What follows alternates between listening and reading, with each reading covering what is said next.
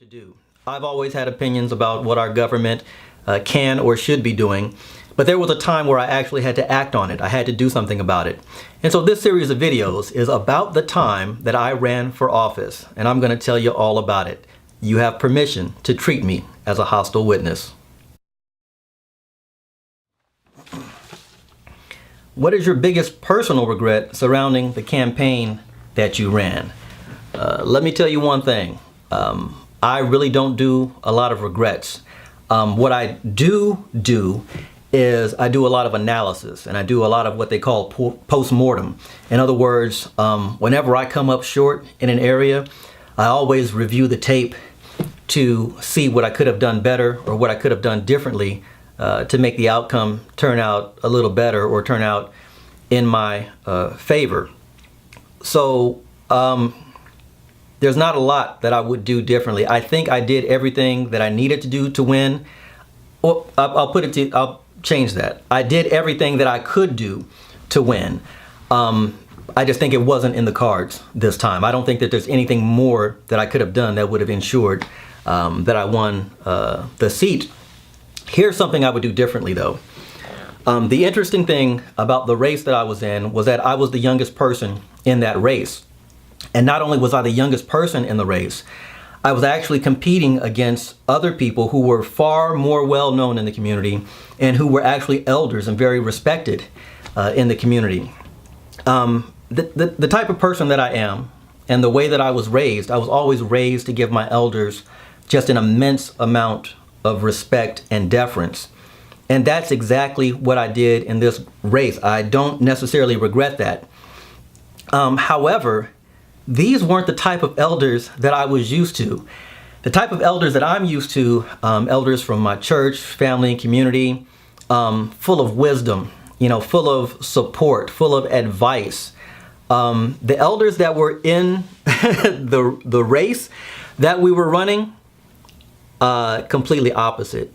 They were jealous, petty, and bitter, and they took every opportunity that they had to spread rumors, lies, and to make my life miserable and to make my campaign miserable and full of distractions.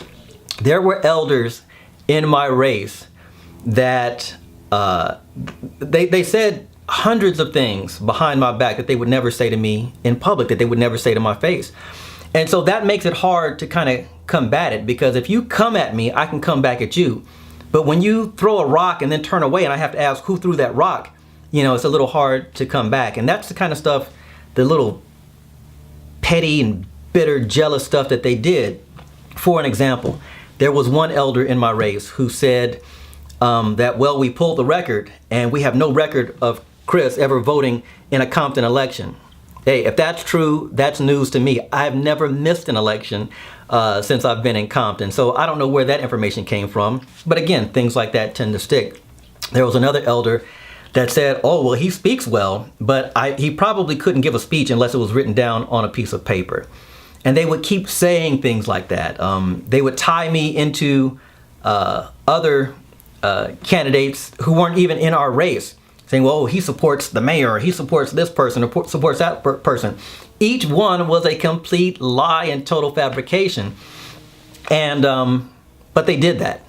They did that. And these were people that I was trying to give so much respect to. These were people that, if I had attacked them like I wanted to, then I would be the jerk, right?